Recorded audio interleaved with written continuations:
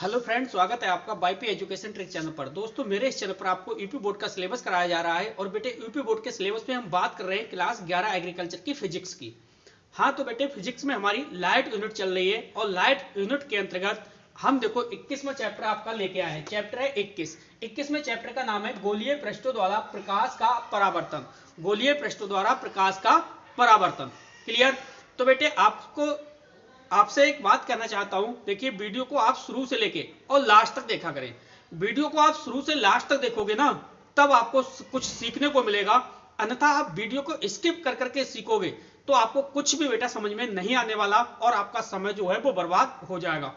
तो बेटे, आप मेरे चैनल पे नए हैं या अभी तक आपने मेरे चैनल को सब्सक्राइब नहीं करा है तो आप नीचे रेड कलर के सब्सक्राइब बटन पे क्लिक कर लें और बराबर में बेल आइकन की घंटी है उस पर भी प्रेस कर लें।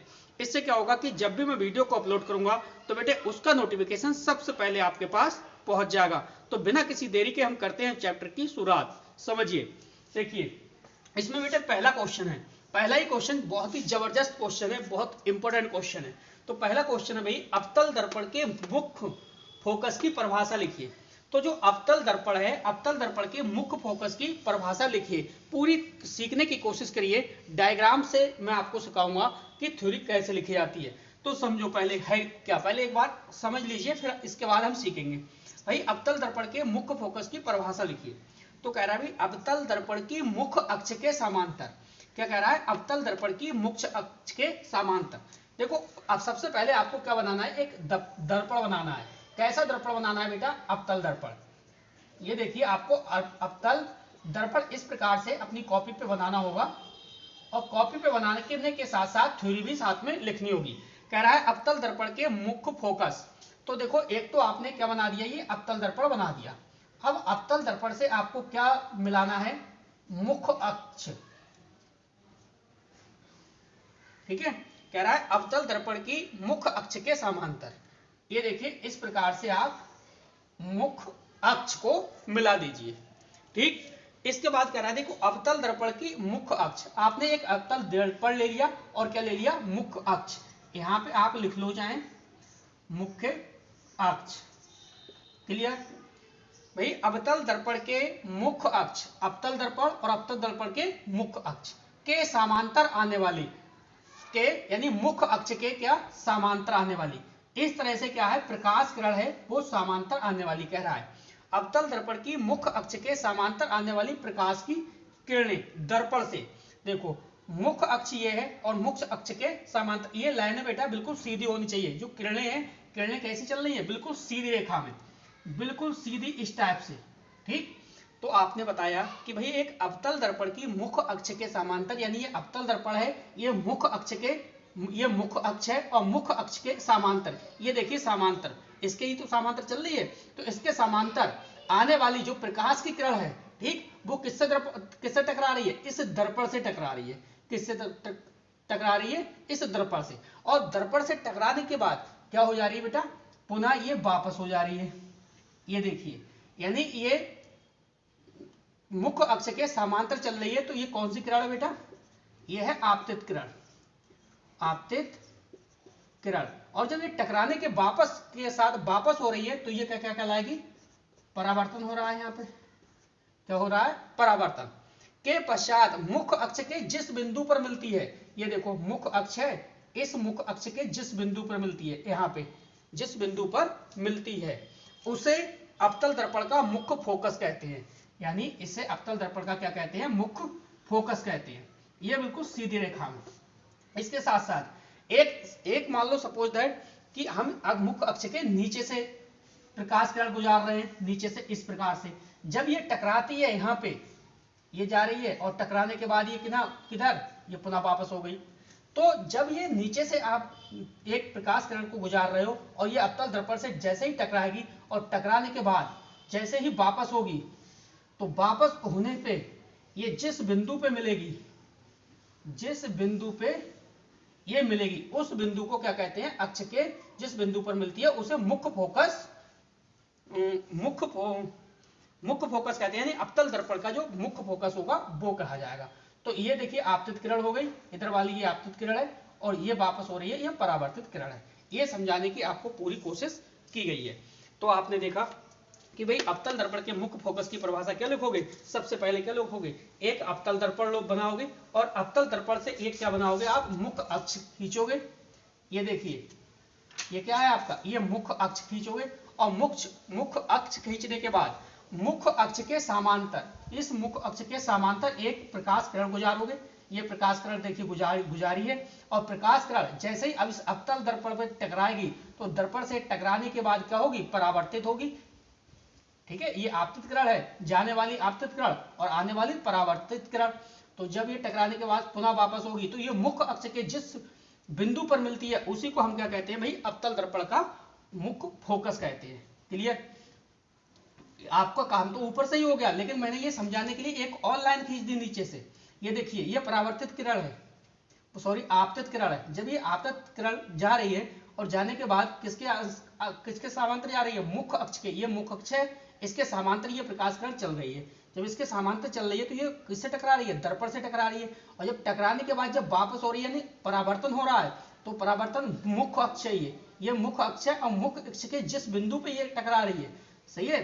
तो बस इसी को हम क्या कहेंगे? अवतल दर्पण का मुख्य फोकस कहेंगे। अब देखते हैं बेटे अगला क्वेश्चन क्या है। वीडियो आपको पसंद आती है तो प्लीज वीडियो को ज्यादा से ज्यादा लाइक करिए, अपने सभी दोस्तों में शेयर भी कीजिए। चलिए बेटे अगला क्वेश्चन देखिए आपकी स्क्रीन पर है कि भाई अवतल दर्पण द्वारा बना आभासी प्रतिबिंब होता है। एक तो क्वेश्चन यही है कि भाई अवतल दर्पण द्वारा जो बना आभासी प्रतिबिंब होता है, तो आभासी प्रतिबिंब क्या होता है ये आपको दिखाना है। किसमें? किरण आरेख द्वारा प्रदर्शित करिए, चित्र में दिखाना है। दूसरा यहां से क्वेश्चन बन सकता है कि भाई जो अवतल दर्पण द्वारा बनेगा प्रतिबिंब, आभासी प्रतिबिंब, वो कैसा होगा? छोटा होगा या बड़ा होगा? तो कुल मिला के देखिए आपको करना क्या है इसमें। सबसे पहले आपको लेना है एक दर्पण। कैसा दर्पण भाई? अवतल दर्पण। इस प्रकार से आप लीजिए अवतल दर्पण, और अवतल दर्पण के साथ साथ हमें क्या लेना है? हमें लेना है इसमें अब मुख्य अक्ष। क्या लेना है? मुख्य अक्ष। ये देखिए हमने ले लिया मुख्य अक्ष। ये बिल्कुल सीधा रहना चाहिए बेटा, स्केल की सहायता से बनाना है आपको। ये है मुख्य अक्ष। क्लियर? अब आप समझो, जैसे ही देखिए प्रकाश की कोई भी किरण यहां से इस बिंदु से मान लो सीधी जा रही है ये, और सीधी जाने के बाद इस दर्पण से टकरा रही है, और जब ये जा रही है तब तो आपतित है, और टकराने के बाद पुनः इसी जिस लाइन में ये जा रहा है प्रकाश, ये टकराने के बाद इसी लाइन में क्या आ रहा है? वापस आ रहा है। एक तो किरण आपकी ये हो गई। क्लियर? अब आपको समझना है पहले, ये मान लो बिंदु मैं आपको कह दूं कि भाई ये एम है और ये आपका एन है। पिछले वाले में भी मैं बताना भूल गया था, कोई बात नहीं, आप समझो सिर्फ। ये मान लो कोई भी बिंदु क्या है, इसे हम पी मान लेते हैं। क्लियर? अब हम ये देखते हैं कि हम यहाँ पे मुख्य अक्ष से ए बी बिंदु पर कोई भी एक वस्तु रखी है। ये ए है और ये बी है। यहाँ पे कोई भी एक वस्तु है। ठीक? जब भी प्रकाश की किरण इस वस्तु से पड़ेगी, इस वस्तु से ये पड़ेगी और पड़ने के बाद कहां? इस दर्पण से टकराएगी, और टकराने के बाद ये पुनः किस दिशा में? इसका क्या होगा भाई? परावर्तन होगा। ये तुरंत क्या हो जाएगी? वापस हो जाएगी। तो ये वाली जो किरण है क्या है? आपतित किरण है, आपको पता है। और आपतित किरण होने के बाद ये क्या है? परावर्तन हो रही है। क्या हो रही है? परावर्तन हो रही है। ठीक है? तो आप देखोगे कि जो आपतित किरण है उससे कैसे प्रदर्शित करते हैं? आई से, और इसे कैसे प्रदर्शित करेंगे? आपतित कोण को आर से।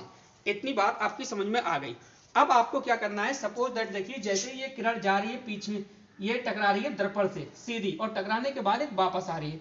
अब थोड़ा सा कल्पना कीजिए भाई, एक किरण काल्पनिक रेखा पे देखिए आगे भाई इस तरह से। ठीक है? ये वस्तु है ना, और वस्तु का प्रतिबिंब कहां बनता है? हमेशा पीछे की साइड में। कहां बनता है? पीछे की साइड में। तो ये क्या हो जाएगी? ये आगे बढ़ाइए इस प्रकार से।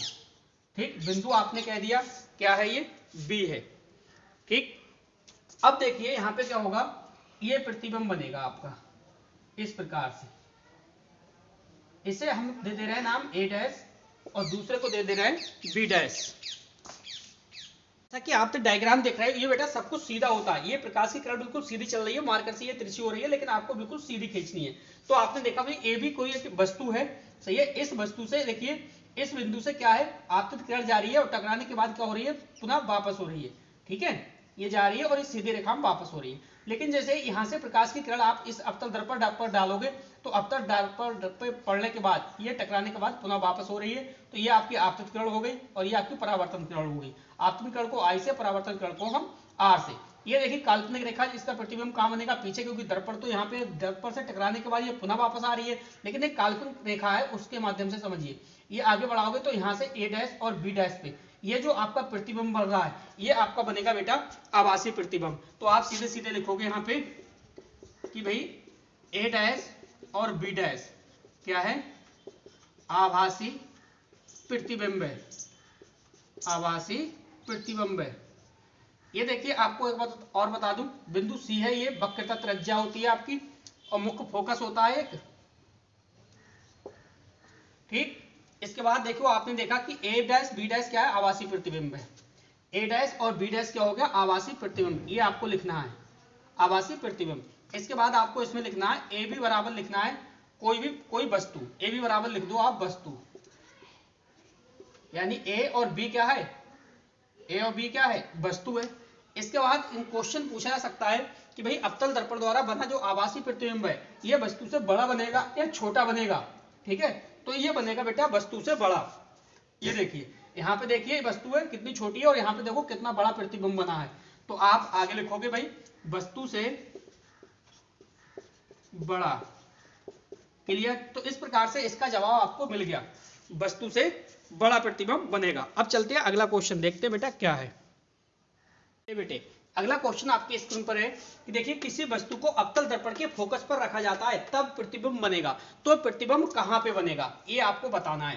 क्वेश्चन पूछा जाएगा कि किसी वस्तु को अवतल दर्पण के फोकस पर रखा जाता है तब प्रतिबिंब बनेगा, तो इसके लिए आपको क्या काम करना है। देखिए सबसे पहले आपको बनाना है अवतल दर्पण, एक दर्पण बनाना है, ये पॉलराइज्ड है इस प्रकार से, और वही आपको क्या करना है मुख्य अक्ष, ये हम बिंदु क्या कह दे रहे हैं, इसे कह दे रहे हैं P, ठीक है। अब आपको करना क्या है, अब आपको ये करना है ना कि जो प्रकाश है, प्रकाश की किरण है वो कुछ इस प्रकार से आपको इस प्रकार से गुजारनी है। ये आपका अवतल दर्पण है, इस दर्पण पे देखो प्रकाश ये सीधी रेखा में चल रहा है, कैसी रेखा में चल रहा है, सीधी रेखा में। जैसे ये सीधी रेखा में जा रहा है तो अवतल दर्पण से टकराने के बाद पुनः ये वापस सीधी रेखा में आ जा रहा है, ठीक है। अब हम क्या करेंगे, मुख्य अक्ष से और इसी किरण के ऊपर यहां से यहां क्या रखेंगे, एक वस्तु रखेंगे, ठीक है। AB एक हम वस्तु रख देंगे, चलिए A और B क्या है, वस्तु है। अब आपको करना क्या है, इस वस्तु से क्या करना है आपको, यहां से देखिए प्रकाश की किरण डालनी है इस पे, दर्पण पे। जैसे ही आप प्रकाश की किरण इस दर्पण पे डालोगे, ये देखिए आपतित किरण है और दर्पण पे टकराने के बाद पुनः क्या हो जाएगी, वापस हो जाएगी। ये देखिए टकराने के बाद पुनः वापस हो रही है, ये पुनः वापस हो गई। ये आपतित किरण है और ये कौन सी किरण है, परावर्तित किरण है। और आपको पता होना चाहिए कि भाई मुख्य अक्ष के जिस बिंदु पर मिलती है इसी बिंदु को हम क्या कहते हैं, फोकस होता है F, तो इस बिंदु को हम क्या कहेंगे, F, ठीक है। तो आपको बताना क्या था, इसमें पूछ क्या रहा था वो चेक करिए भाई। पूछ ये रहा था कि किसी वस्तु को अवतल दर्पण के फोकस पर, देखो कोई भी वस्तु है, किसी वस्तु को भाई अवतल दर्पण है ना, ये अवतल दर्पण है, अवतल दर्पण के फोकस पर रखा जाता है तब प्रतिबिंब कैसा बनता है। अब आप सोचो, अब आपने देखा जब ये प्रकाश की किरण आपने अवतल दर्पण से गुजारी तो यहां से आप देख रहे हो जैसे ये आपतित किरण है और ये टकराने के बाद अवतल दर्पण से टकराने के बाद पुनः वापस हो रही है, ये देखिए पुनः वापस हो रही है। तो पुनः ये वापस हो रही है सीधी रेखा में, सीधी जा रही है, ये सीधी जा रही है, ठीक है। इस प्रकार से ये सीधी आगे भी जा रही है, ठीक है। और जब आपने देखा कि किसी वस्तु के, कोई भी वस्तु हमने ली, मुख्य अक्ष पे कोई भी वस्तु रखी A और B, इस बिंदु से जब हमने प्रकाश की किरण इस अवतल दर्पण पर डाली और टकराने, जैसे ये अवतल दर्पण से टकराई तो टकराने के बाद मुख्य अक्ष के फोकस से होकर ये वापस निकल गई। जब तो आप इससे क्या देख रहे हो, आप इससे ये देख रहे हो कि जो पहले वाली प्रकाश किरण है और ये नीचे वाली जो प्रकाश किरण है, ये कहीं किसी भी अक्ष पर मिल रही है? नहीं मिल रही है ना। कहीं पे आपस में ऐसे क्रॉस हो रहा है? नहीं हो रहा है। जब क्रॉस नहीं हो रहा है तो इसका प्रतिबिंब बन कहाँ रहा है? ये तो बिल्कुल पता नहीं है, लास्ट हो जाएगा। इसका प्रतिबिंब है वो अनंत पर बनेगा। तो बेटा इसका आंसर आपका क्या हो जाएगा? चलिए इसका आंसर हो गया, जो प्रतिबिंब है इसका प्रतिबिंब अनंत पर बनेगा। किस पर बनेगा? प्रतिबिंब अनंत पर बनेगा। तो क्वेश्चन आपके ये भी समझ में आया होगा। देखते हैं न्यू क्वेश्चन क्या है।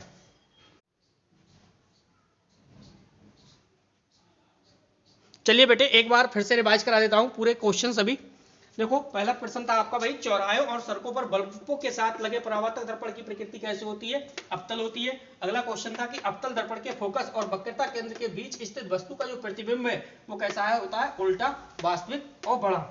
नेक्स्ट है, अवतल दर्पण के वक्रता केंद्र पर रखी वस्तु का प्रतिबिंब उसी स्थान पर बनता है।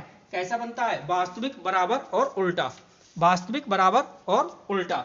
नेक्स्ट अगला कह रहा है किसी वस्तु का वस्तु से बड़ा आभासी प्रतिबिंब बन सकता है। कैसा? अवतल। कैसा बनेगा? किसी वस्तु का वस्तु से बड़ा प्रतिबिंब। अभी स्टार्टिंग में जो क्वेश्चन कराया है उसी में प्रतिबिंब बना। कैसा बना? बड़ा।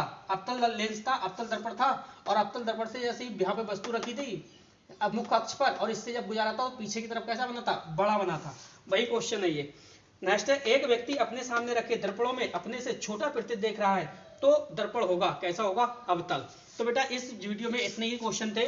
ये पार्ट 1 है, इसका पार्ट 2 आप देखना ना भूलिए। आपको बता रहा हूं इसका पार्ट 2 देखना मत भूलिए, क्योंकि पार्ट 2 है बहुत बहुत इंपॉर्टेंट है, क्योंकि 2 क्वेश्चन उसमें वेरी वेरी इंपॉर्टेंट क्वेश्चन है, लॉन्ग क्वेश्चन है। इसके साथ बेटे ये 21वां चैप्टर आपका समाप्त हो जाएगा पार्ट 2 के साथ। इसके बाद फिजिक्स के लाइट यूनिट के 2 चैप्टर और बचेंगे। 2 चैप्टर वो कंप्लीट होते ही आपकी फिजिक्स पूरी कंप्लीट हो जाएगी। तो बस बेटे इस वीडियो में इतना ही था। वीडियो देखने के लिए आपका बहुत बहुत धन्यवाद। आपका दिन शुभ हो।